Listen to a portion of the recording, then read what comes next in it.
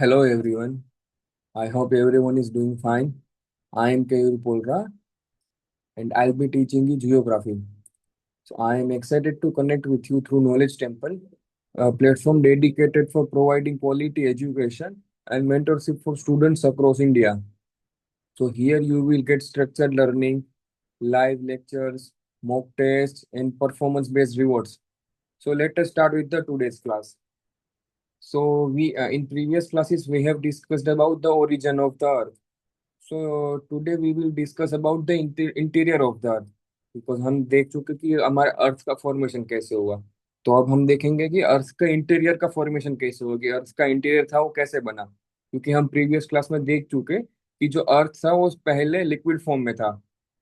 फिर over the period of time cooling के कारण, रोटेशन के कारण वो धीरे धीरे कूल होता गया और फिर डिफरेंट डिफरेंट पार्ट्स का फॉर्मेशन होता गया, जैसे कि आपका लिथोस्फियर, आपका हाइड्रोस्फियर, फिर आपका एटमोस्फियर, फिर आपका ओरिजिन ऑफ लाइफ। तो आज हम देखेंगे कि इंटीरियर ऑफ द अर्थ, की अर्थ का इंटीरियर क्या है और कैसे फॉर्म हुआ और क्या क्या आता है उसमें। ठीक है। तो हम पहले बेसिक ओवरव्यू देखते हैं कि कुछ टर्मिनोलॉजीज क्या क्या होती है। जैसे अर्थक्वेक आपका है, तो अर्थक्वेक क्या होता है? An earthquake is simple, in simple word is shaking the earth, shaking of the earth. मतलब क्या है कि wait, मैं आपको दिखाता हूँ। मान लो ये अर्थ है आपका, ठीक है।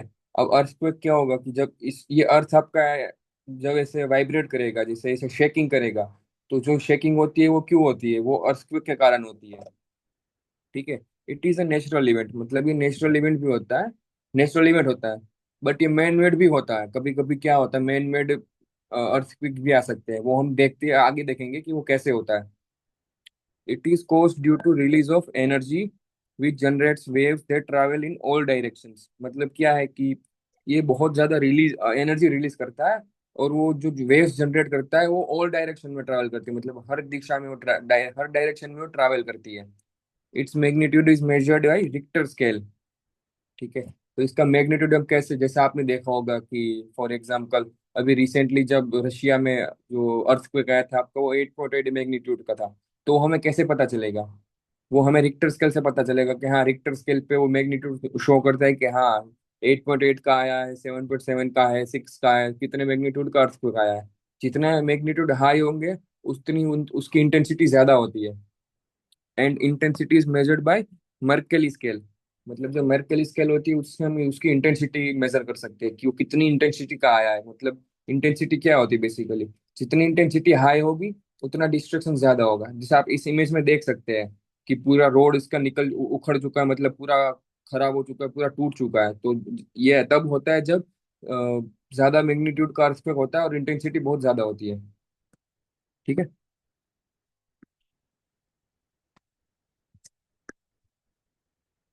फिर देखो सिस्मोग्राफ। ठीक है। An instrument use to record the earthquake waves reaching the surface is called seismograph. मतलब क्या है कि जैसे मान लो ये आपका मतलब हाफ अर्थ है अभी, क्योंकि हमें देखना है। ये जैसे मान लो आपका सरफेस है ये वाला, ठीक है। अब यहाँ पे अर्थक्वेक आया है कहीं पे, तो ये अर्थक्वेक की जो वेव्स होती है वो जहाँ पे पहुंचती है ऐसे ऐसे, मतलब पूरे ऑल डायरेक्शन में ट्रैवल करेगी।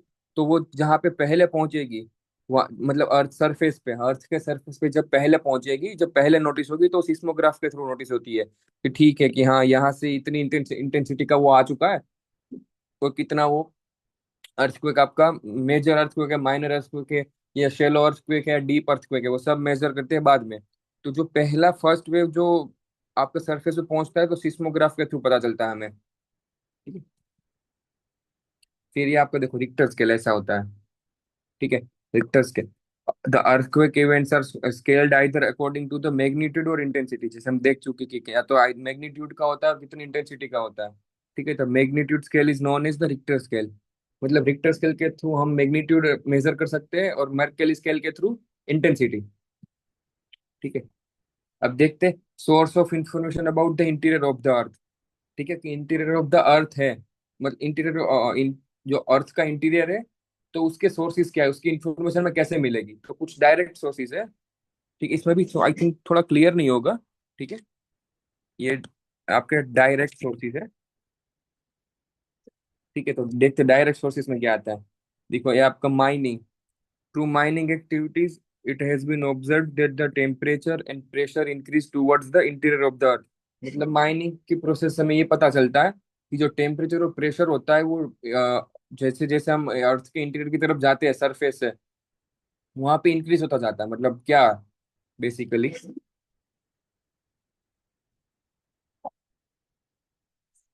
ठीक है, देखो, जैसे ये आपका सरफेस है, ठीक है, ये हम ले सकते, ये इंटीरियर ऑफ द अर्थ, ये सरफेस है आपका। तो अब माइनिंग, आप माइनिंग करोगे तब यहाँ माइनिंग करोगे आप, अब जैसे एटमोसफेयर में तो माइनिंग करोगे नहीं। अब जैसे जैसे माइनिंग करते जाओगे तो हमें ये पता चला कि जैसे जैसे हम अंदर जाते जाएंगे तो यहाँ पे क्या है कि टेम्परेचर बहुत ज्यादा है और प्रेशर भी बहुत ज्यादा है। जैसे जैसे नीचे जाते जाते हम प्रेशर और टेम्परेचर बहुत इंक्रीज होता जाता है। ठीक है, ये तो क्यों होता है, कैसे होता है, हम देखेंगे आगे। ठीक है, फिर है आपका ड्रिलिंग प्रोसेस। ठीक है, तो ये क्या बोल रहा है drilling process. Scientist have estimated the values of temperature, pressure and the density of materials at different depths. ठीक है, मतलब क्या है ये।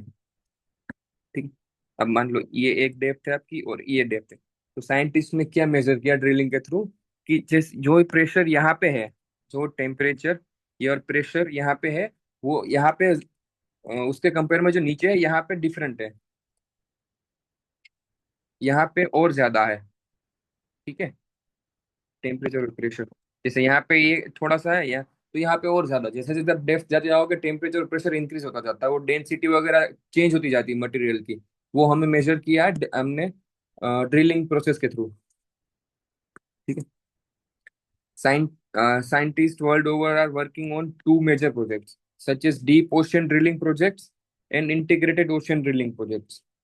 ठीक है, तो दो प्रोजेक्ट है, साइंटिस्ट उसमें मतलब कंटिन्यूस वर्क कर रहे हैं ऑल ओवर द वर्ल्ड।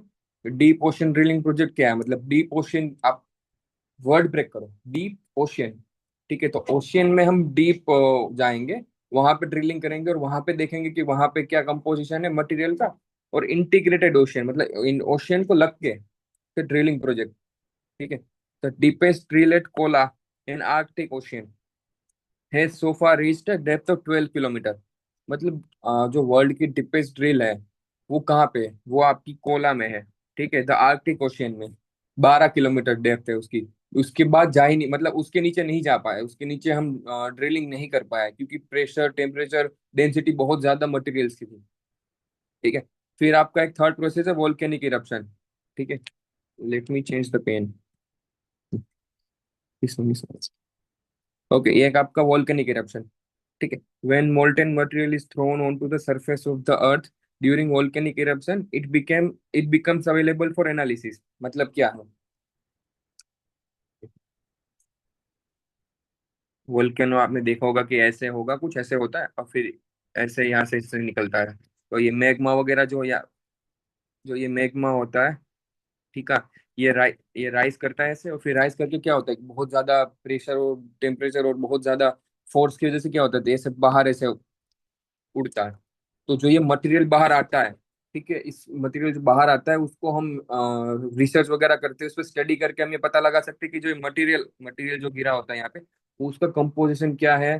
ठीक है, वो कहाँ से कितनी डेप्थ से मिला है, हमें वो सब पता कर सकते हैं कि ठीक है कि भाई यहाँ से जो मटेरियल आया है ये वाला, तो उसका टेम्परेचर प्रेशर क्या होगा, उसकी डेंसिटी क्या होगी, जो मटेरियल यहाँ से आया होगा, यहाँ से आया होगा, उसकी टेम्परेचर डेंसिटी क्या होगी। ठीक है,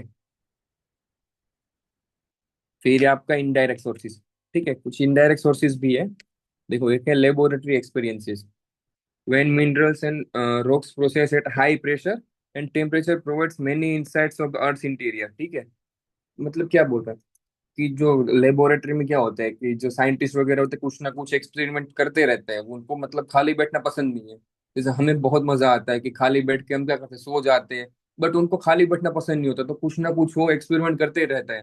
तो क्या देखा कि जो मिनरल्स एंड रॉक्स होते हैं, जो हाई प्रेशर और टेम्परेचर से मिलते हैं, तो उसके थ्रू हम देख सकते हैं कि अर्थ के इंटीरियर में क्या चीजें हैं। ठीक है, क्योंकि अर्थ के इंटीरियर में आपने हम देख चुके पहले कि प्रेशर और टेम्परेचर बहुत ज्यादा होता है अर्थ के इंटीरियर में, जैसे जैसे हम डीप जाते जाते हैं वैसे। तो उन साइंटिस्ट ने क्या किया कि जो मटेरियल था और मिनरल्स थे और रॉक्स थे, उनको क्या किया, बहुत हाई प्रेशर पर टेम्परेचर पर प्रोसेस किया, और फिर देखा कि ठीक है क्या कंपोजिशन मिलके आ रहा है, और वैसा ही कंपोजिशन अर्थ के इंटीरियर में होगा। ठीक है, data on earth interior also comes from geological observation on surface rocks and studies of earth motion in solar system.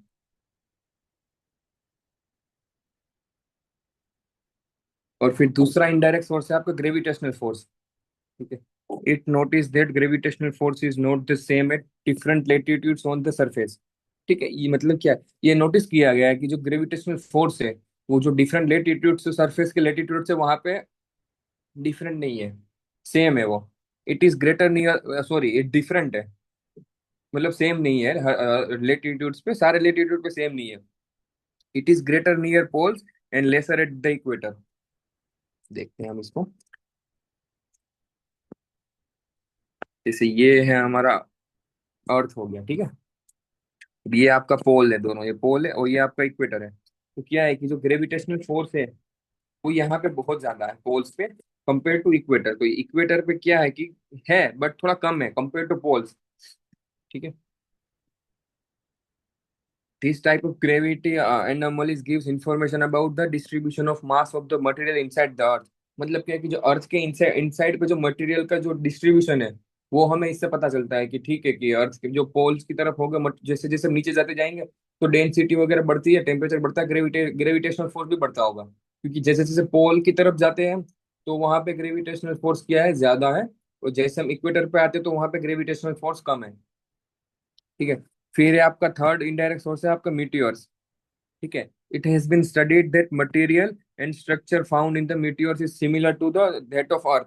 मतलब क्या है, जो मीटियोर्स वगैरह जो स्पेस में आपके घूमते हैं और फिर कभी कभी क्या होता है अर्थ से हीट कर जाते हैं, तो जो मीटियोर्स अर्थ को हीट करते हैं तो जो उसको स्टडी करते हैं बाद में कि ठीक है इसका कंपोजिशन क्या है, इसका मटेरियल क्या है, इसका स्ट्रक्चर क्या है।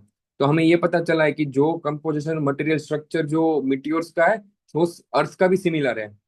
ठीक है, अर्थ के सर हमने इनसाइड पे जाके कुछ मटेरियल्स निकाले, जैसे 12 किलोमीटर तक तो हम जा पाए, हमने ड्रिलिंग कर लिए, तो वहां तक का जो मटेरियल हमने निकाल के उसको रिसर्च वगैरह किया तो हमें ये पता चला कि वो मटेरियल स्ट्रक्चर जो है वो मीटियोर्स से सिमिलर है, सिमिलरिटी मीटियोर्स के साथ। when some of the meteors fall on the earth they became another source of information about the interior of the earth। ठीक है, फिर आपका है सिस्मिक एक्टिविटीज। ठीक है, it is one of the most important source of information about the interior of the earth. ठीक है, seismic activity मतलब क्या, जैसे हम स्टार्टिंग में देखा, ठीक है, सिस्मोग्राफ अर्थक्वेक को मेजर करते हैं, जो अर्थक्वेक की वो वेव होती है जो सबसे पहले जहाँ पे अर्थ के सरफेस को हीट करती है, तो वो सिस्मोग्राफ के थ्रू हमें पता चलता है कि हाँ अब अर्थक्वेक यहाँ पे आया है। ठीक है, तो सिस्मिक एक्टिविटी के थ्रू हमें ये पता चलता है कि अर्थ के इंटीरियर में क्या है। ठीक है, for it paths and characteristics of the earthquake waves travelling through the earth are studied. ठीक है, अभी बताया हमने। ठीक है, फिर आपका है magnetic surveys. They provide information about the distribution of magnetic materials in the crustal portion and thus provide information about the distribution of the materials in this part।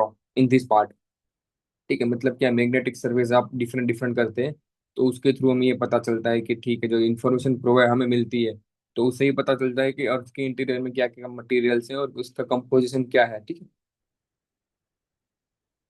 फिर आपको देखो ये है आपकी बॉडी वेव्स और सरफेस वेव्स। मतलब क्या basically क्या होता है, तो ये आपका अर्थ का सरफेस है।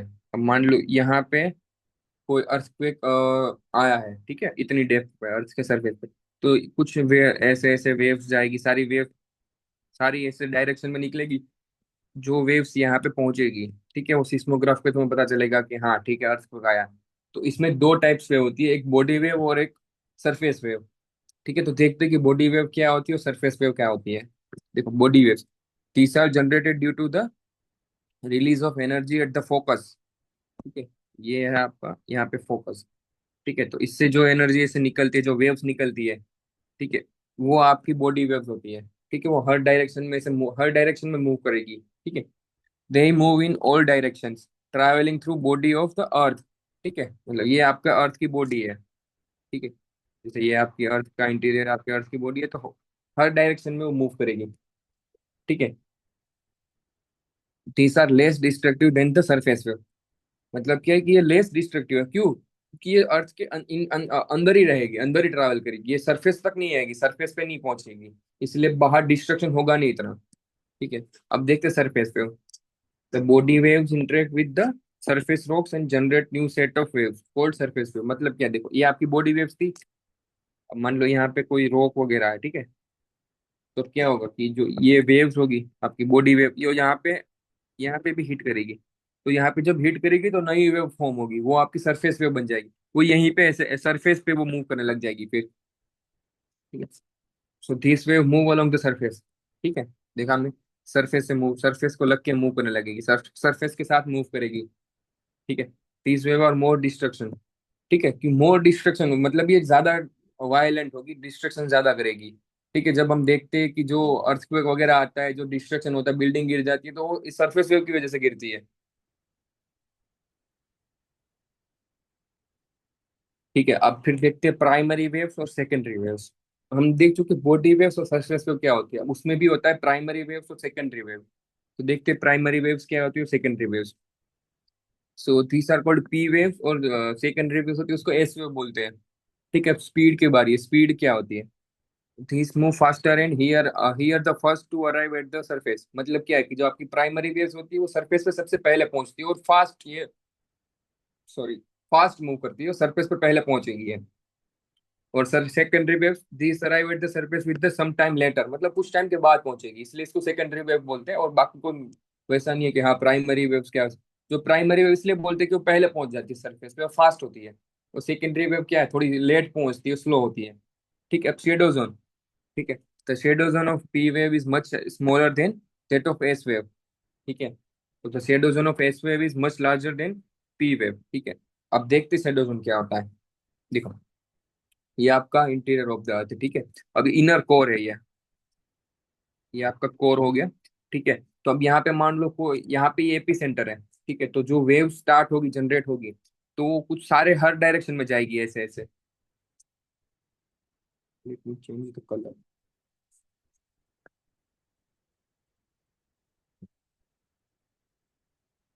ठीक है। देखो, तो ऐसे हर डायरेक्शन में वेव्स जाएगी। ठीक है। तो अब अर्थ के इंटीरियर में क्या है, कुछ मटेरियल आपका सॉलिड फॉर्म में है, कुछ लिक्विड फॉर्म में है। ठीक है। ऐसे ऐसे कुछ गैस गैस गैस के फॉर्म में है।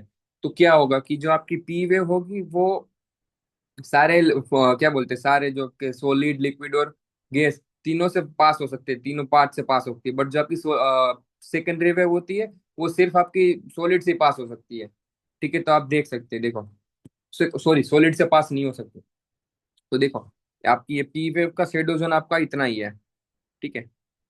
बट एस वेव का शेडो जोन देखो आप कितना बड़ा है, इतना। ठीक है। क्योंकि एस वेव पास नहीं हो सकती हर। ठीक है। एस वेव यहीं पे ऐसे चली जाएगी, जो यहाँ पे जाएगी वहां से नहीं पास हो सकती है वो। ठीक है। लिक्विड से पास नहीं हो सकती, सॉरी। ठीक है। और पी वेव क्या होती है, वो सारे फॉर्म से पास हो जाएगी, सॉलिड, लिक्विड। ठीक है। तो क्या देखो, इसका शेडो जोन इतना ही है। ठीक है। पी वेव्स का, सो ये वाला। ठीक है। ये पी वेव का शेडो जोन है। और जो ये पूरा है वो एस वेव का शेडो जोन है। तो हमें दिख गया कि एस वेव का शेडो जोन ज्यादा होता है, पी वेव का छोटा होता है। ठीक है। Source of travelling. ठीक है। दे travel through gaseous, liquid and solid materials. ठीक है। देखा हमने कि तीनों फॉर्म से पास हो सकती है। ठीक है। और S waves can travel only through solid materials. ठीक है। जैसे ये आपका सॉलिड मटेरियल है यहाँ पे। ठीक है। तो यहाँ पे से एस वेव आपकी पास हो सकती है। बट जब यहाँ पे लिक्विड आ गया, तो लिक्विड से पास नहीं हो सकती है एस वेव, लिक्विड से सिर्फ पी वेव्स पास हो सकती है। ठीक है। तो पी वेव का शेडो जोन कम है और एस वेव का ज्यादा है। ठीक। Why do earthquake waves develop a shadow zone. ठीक है। मतलब शेडो जोन क्यों डेवलप करता है अर्थक्वेक। ठीक है। तो देखते हैं। When earthquakes occur, they produce primary and secondary waves। ठीक है। Called compression and shear waves। कभी कभी हम इसको compression और shear waves भी बोलते हैं। ठीक है। P waves can travel through liquid and solid, while S waves can only travel through solid। ठीक है। While P wave can travel through liquid but with reduced speed, as a liquid having a lower density than solid। मतलब क्या, P wave पास तो हो सकती है liquid से, but उसकी स्पीड कम हो जाती है, क्योंकि लिक्विड की जो डेंसिटी होती है वो कम होती है सॉलिड से। ठीक है। On the other end S wave will completely stop and disappear once they hit the liquid. ठीक है। एक तो देखो एस वेव की आपके स्पीड भी कम होती है। ठीक है। वो लेट पहुंचते हैं वो। और उसके बाद क्या होता है, जब लिक्विड में आती है तो स्पीड एक तो कम है और रिड्यूस हो जाएगी, तो वो पास ही नहीं हो पाएगी, डिसअपियर हो जाएगी लिक्विड में आते ही। This means that once these wave hit the liquid outer core at the depth of 2900 kilometer of the earth, P waves are refracted and S wave are stopped. मतलब क्या? देखो, जब 2900 किलोमीटर ऑफ द अर्थ के depth पे आ जाएगी, तो P wave क्या होगी? रिफ्लेक्ट हो जाएगी, और एस वेव क्या होगी? स्टॉप हो जाएगी। ठीक है, यहाँ पे देखो, ये आप मान लो यहाँ पे है आपका 2900, तो पी वेव यहाँ से रिफ्लेक्ट हो गई, यहाँ से ऐसे आई और रिफ्लेक्ट होके ऐसे चली गई। ठीक, और एस वेव क्या है? डिसअपियर हो गई, पूरी डिसअपियर हो गई। On reaching the core, S waves disappear and P waves are refracted. As a result, there is no wave is found between 105 to 145 degree. देखो,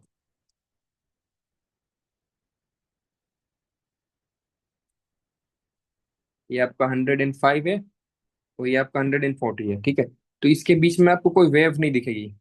क्यों? क्योंकि एस वेव तो पूरी आपकी क्या डिसअपियर हो जाएगी लिक्विड में आते ही, और जो आपकी पी वेव वो रिफ्लेक्ट हो जाएगी लिक्विड में आते ही। यहाँ से जो ये आपकी पी वेव आई है, अब ये लिक्विड में जैसे ही वो रिफ्लेक्ट होकर यहाँ पे चली आई, यहाँ से रिफ्लेक्ट हो गई, यहाँ पे आ गई, और फिर वापस रिफ्लेक्ट हो जाएगी, क्योंकि यहाँ पे वापस फिर आपका सॉलिड आ जाएगा, तो यहाँ से वापस रिफ्लेक्ट हो गई। तो जो ये है, तो यहाँ पे कोई भी वेव नहीं पहुंच पाएगी। तो ये आप देख सकते हो, यहाँ पे कोई भी वेव नहीं पहुंच पा रही है। ठीक है, this area known as shadow zone. ठीक है, तो ये हमारा शेडो जोन हो गया एक। ठीक है, shadow zones are produced on the other side of the planet due to waves being reflected and blocked by the liquid outer core of the earth। ठीक है, यही बोला हमने कि shadow zone are produced on the other side of the planet, मतलब planet की दूसरी side पे शेडो जोन आपका क्रिएट हो जाएगा। ठीक है, तो क्यों? क्योंकि ये जो पी वेव है वो आपकी रिफ्लेक्ट हो जाएगी, और एस वेव है आपकी वो डिसअपियर हो जाएगी लिक्विड में आते ही। There are two different types of shadow Jones.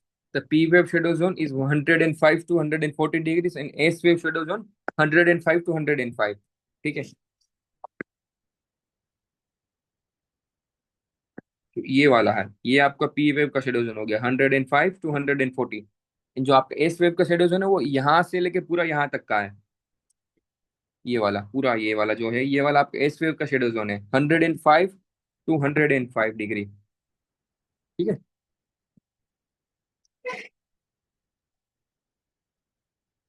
So that's all for today's class. So thank you for watching this lecture. If you liked it, you can join us on Knowledge Temple for complete learning, live classes, and mentorship. So together, let's make learning engaging and rewarding. Thank you.